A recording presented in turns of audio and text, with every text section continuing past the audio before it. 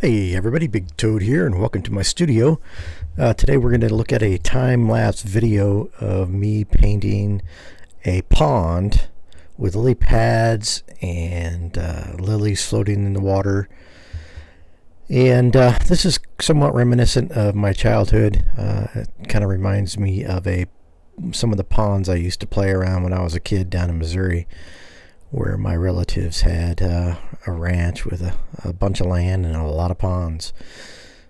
Anyway, this looks like what I remember. One might be not an exact copy, but it has the same flavor. Little hill around it so it can hold more water, and this fence going down into the water that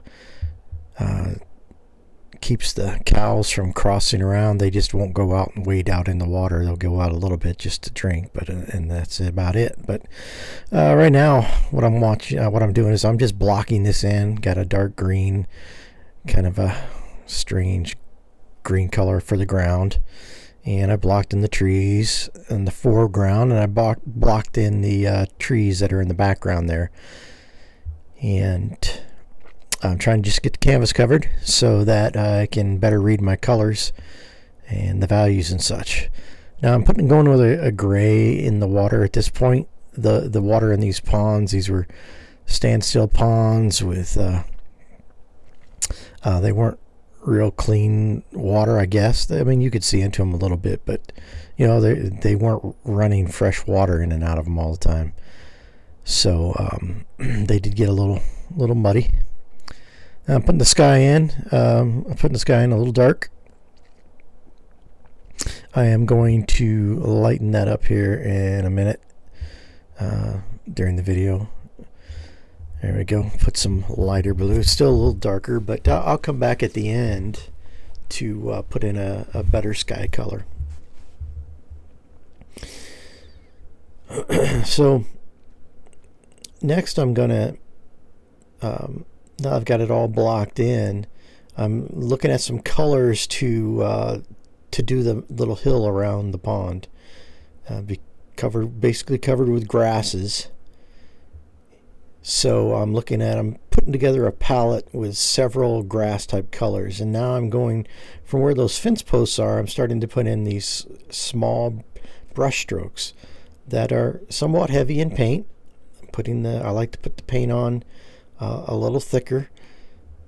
In these little strokes, it's a little thicker. So I usually start out like I have here in the point of interest, the focal point, and that's right around those fence posts. So I'm using smaller brush strokes there to create a better illusion of detail. And as I move away from that central location, I will start using larger brush strokes gradually until I get to the edges. This approach helps you find the focal area as a viewer. Even if you don't recognize it, you're going to naturally go there because that's where the detail is. And the illusion is that there's more detail because of those smaller brush strokes.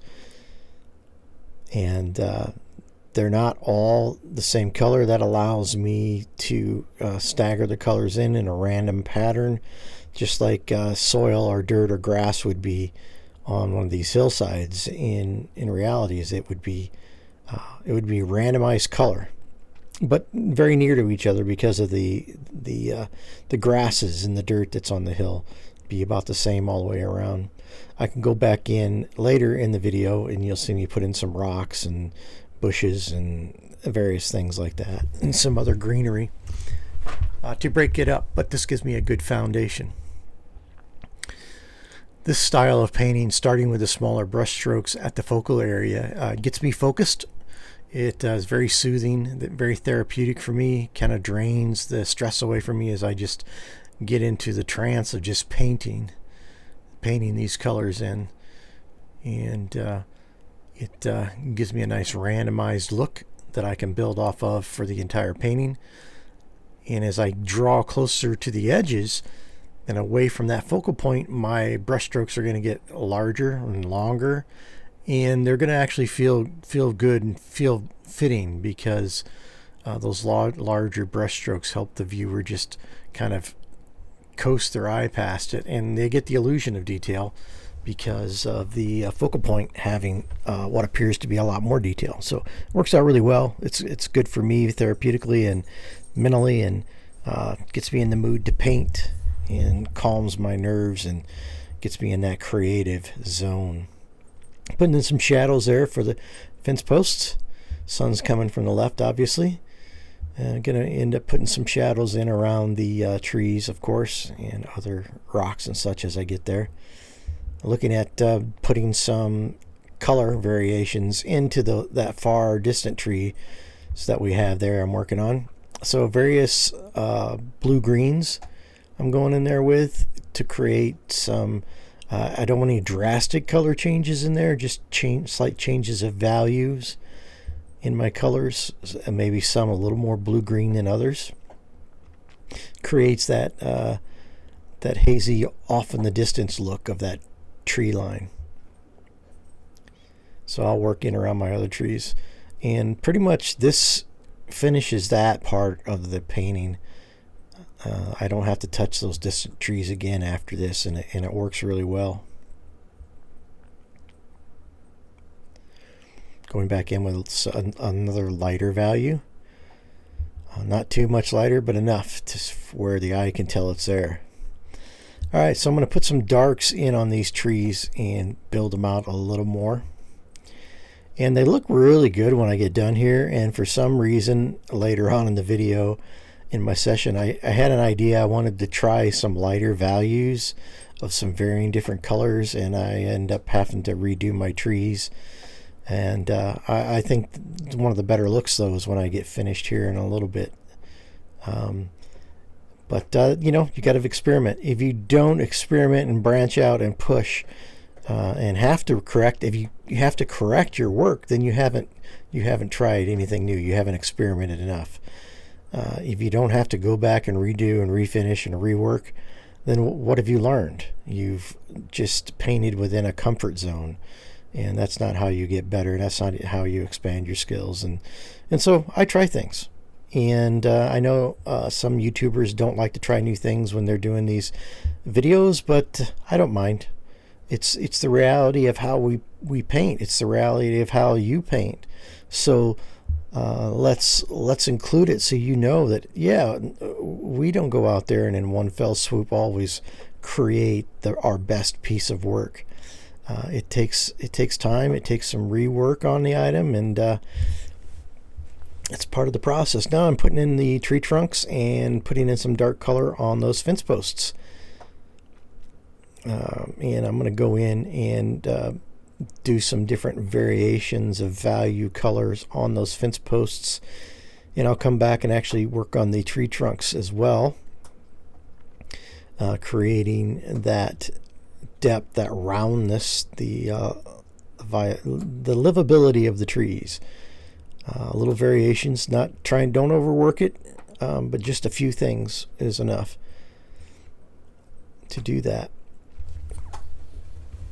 And I do keep going back in. You'll see me quite often in this video go back in and hit my dirt and my ground as I look at it, as I see it. I see places where I can I don't know, I just continually fiddle with it, looking for the best look I can.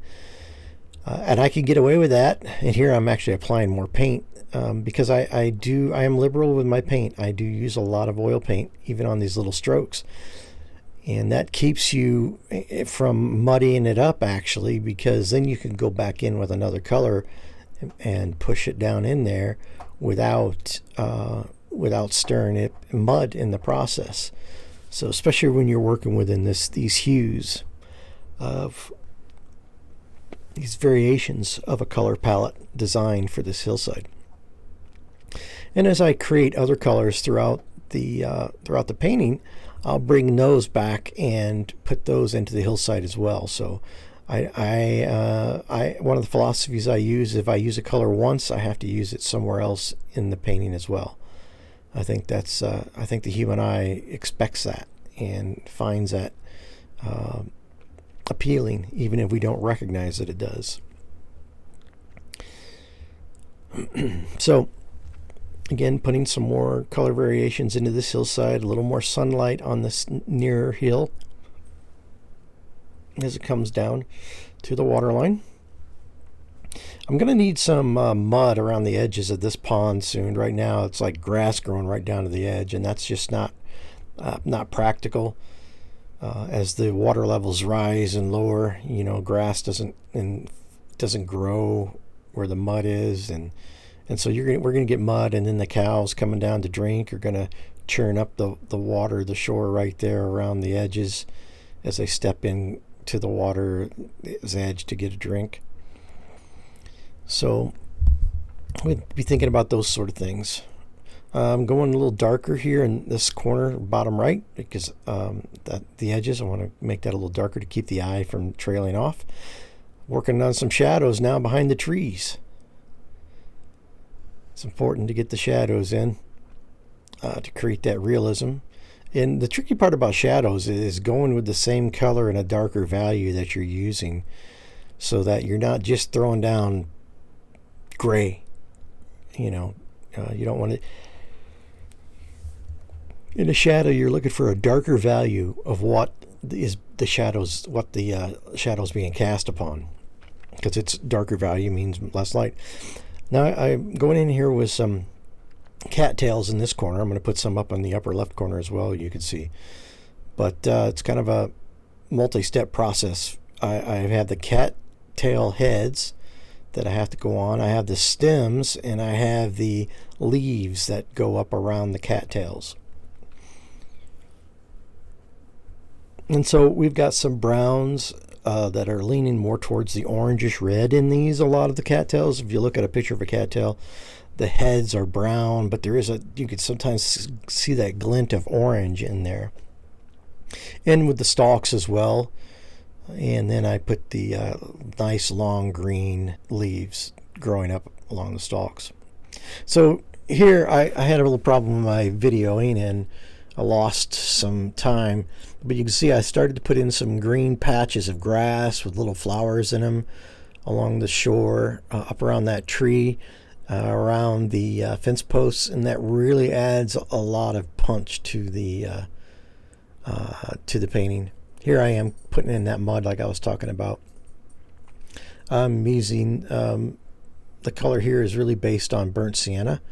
I have a dull burnt sienna that I dulled down and to create kind of more of a dry looking dirt, and then I have the straight burnt sienna that kind of acts like the actual mud that's still soaked with the water. Down in Missouri where I spent all my time around these ponds, there was a lot of red soil, so it wouldn't be uncommon to see red soil down there, especially around the ponds and stuff. It was somewhat natural. And this allowed me to fix this hill and make sure that this hill I'm working on there is in front of the hill behind it. So I had to make that mud disappear back there behind it. And throwing in some variations. I'm going to go back and kind of work on the mud a little bit and bring down some color into the mud too. So the muds don't want a straight line for the mud.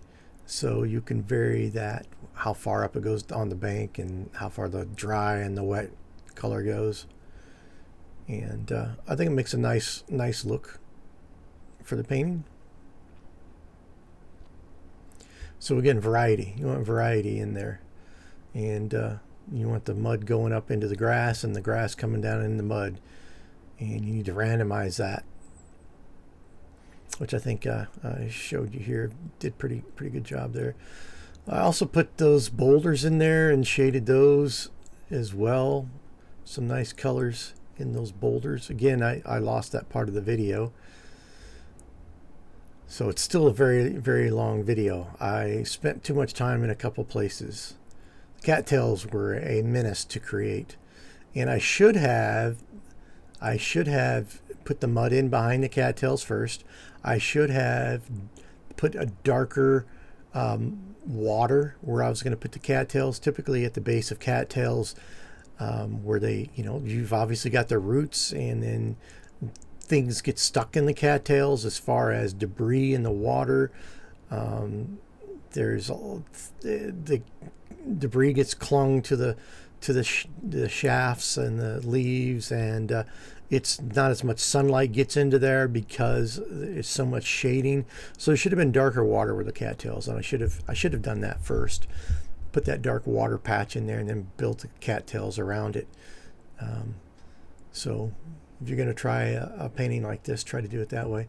I've decided that I needed something more in the target zone, so I'm putting in this kind of a thorny, branchy bush here, and I went too far with it. Looking back at the video, especially in this, there's a point where, you know, that looks good, and there's a point where, okay, I did too much. Like if I would have stopped here or here, you know, anytime now, it would have been better, but I kept going and kept going, and I should have just stopped and put some highlights on it and been done with it. But I made it too big, and I don't like it quite as much as I did earlier stages and what it's doing. But I run the dark green, and then I go in and I put highlights in it, some lighter greens, kind of like I did with the grass. And then I go in and put some flowers on it too, some, I believe, white flowers, in order to give it depth. So between the white flowers and the lighter green or yellowish highlights on the, it looked pretty good. It's kind of busy, but when I get done with it, I put some of the in front. I put some of the little vines coming out in front of the, or branches coming out in front of the fence post. When I get done those, I sit back and think about it, and I actually came back and worked on this the next day to finish it off because I still got the water to do. I realized that I needed some more contrast, I think, in there. So I'm going to come back in and put in a dead tree. So I'll be getting to that here in a minute, putting some more details in that bush.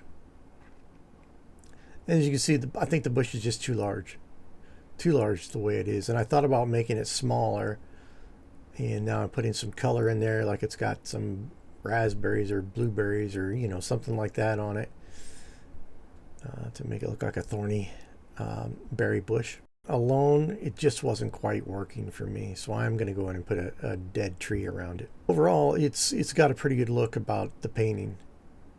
And now I'm going in and putting some darks in the center to build more contrast. So within the center of the bush, it should be darker, and so that's what I'm creating here. And I think it makes it look a little more real and believable. So be always thinking about that. Should I go darker? The interior of trees are dark, interior of bushes are dark, so we can put those dark blocks in our paintings, just like we do in our trees. And I think it added something to that bush, trying to bring some more reality to it.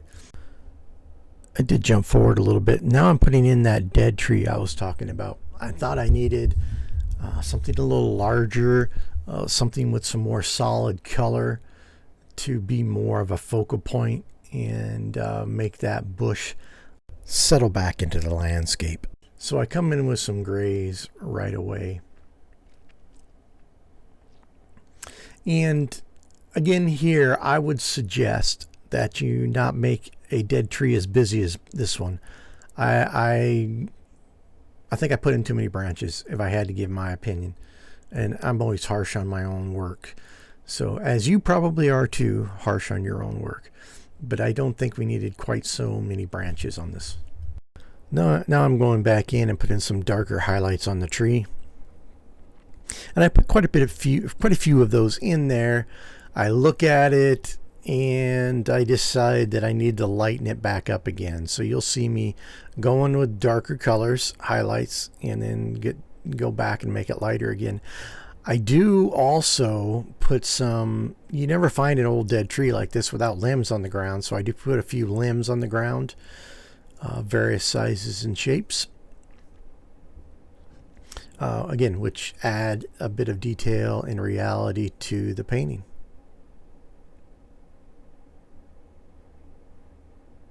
Working out a limb there.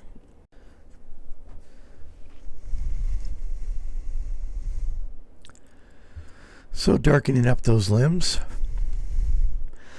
Putting another limb on the ground there, kind of sticking out of the water a little, or sticking into the water a little bit.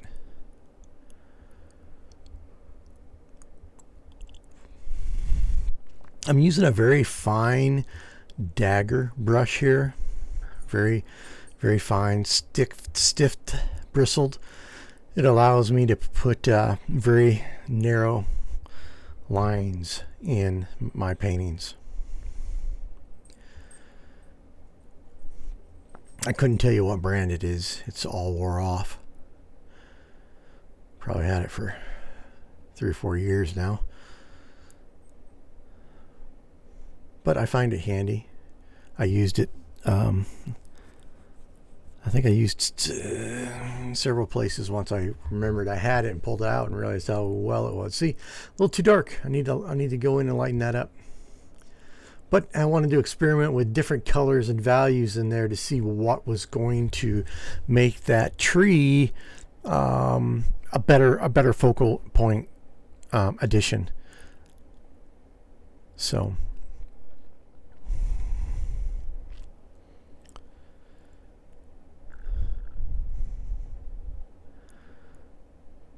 I'm adding some more highlights to the tree trunks. I use a lot of natural colors. You see my palette. I put my palette up on the screen for you multiple times during the video. And I use a lot of the earthy colors, burnt sienna, yellow ochre, and ultramarine blue give you the starting of a lot of different earth type colors. And then you throw your titanium white in there and you can really make all kinds of hues and values. Then of course I have my alizarin crimson, my cadmium yellow light, and cadmium yellow medium, which give me a lot of different varieties of earthy tones along with my yellow ochre. If I start with a little yellow ochre, ultramarine blue, and then bring in those others, I can get lots of different variations of yellows and soils and such. Now I'm putting some highlights in around the cattails. I still have to go in and put dark in around those cattails like I told you earlier. And that's what I'm doing now with that little dagger brush. Just trying to lay that dark in there. And it's a lot more work than if I'd have just started with a darker water in that area. And that would be definitely my advice, and we'll do next time. When I do cattails, I'll put in a darker patch of water, and that's where I will grow my cattails out of. But I think in the end, it looks pretty good when I get done with my cattails. I would like to figure out a way to create the cattails in this kind of painting a little more in an abstract or surrealism type view. But until then, I'm going to continue to make mine a little more real. Well, as I continue to put detail in these cattails, I have to tell you that I had a lot of technical problems on this video, so I missed a section of the final painting. So I don't have video of me painting the water, which is really too bad. And I also put some more highlights into the hillside and grasses around the trees in the distance there. But I do have the finished drawing that I'm going to be able to show you here in a few minutes, or I should say the finished painting, where you can see what I've done. And it's been inlaid inside the video for the whole time, so you can look at it. I did not use any source material at all for this. This all came out of my my pea brain, memories from my childhood of what the terrain, what the ponds would look like, and that's the feel I was after. I do get into some of that dark, putting that dark in there around the cattails, which you can tell I should have done that from the beginning, and then put my cattails on top of that. But in the end, I think it turned out to be a really nice painting. And I've got a combination of real type painting in the cattails and in the focal area, the tree, the bush. The rocks are starting to shift a little more into abstract, and the fence posts, though, are leaning more towards the real than the abstract, but then the rest of it gets abstract. And I like that shifting of the combination between the two. The detail makes the abstract come alive more. So it's how I like to paint. It's the effect I'm after. I get good results from the viewers, and I get good compliments on paintings that I do in this style. So that's part of the reason I do it. You know, if people like it, if I like it, which I really enjoy painting this way, and the people that see my paintings like it, then that's how I'm going to paint. So going around and putting in more highlights, more sticks, sprucing this thing up, a lot of finishing touches to do.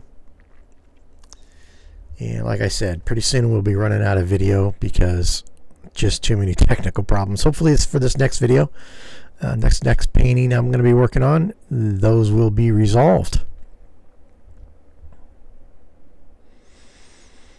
Painting is a very relaxing and worthwhile, fun process for me. We're coming into the last few seconds of my actual video, and then I'll blow up the image for you to see the final painting, and you can get a look at. You can pause and take a little longer scan of it. Again, I think the water turned out nice when I'm finished here, and the trees, I did go back in and rework some of the trees a little bit. I like the abstract view of the trees the way they are. I think it really soothes the eye and the mind to see them that way. Well, we are drawing to the end of the video. I hope you've enjoyed this and hope you learned something. For now, this is the Big Toad, and I am out.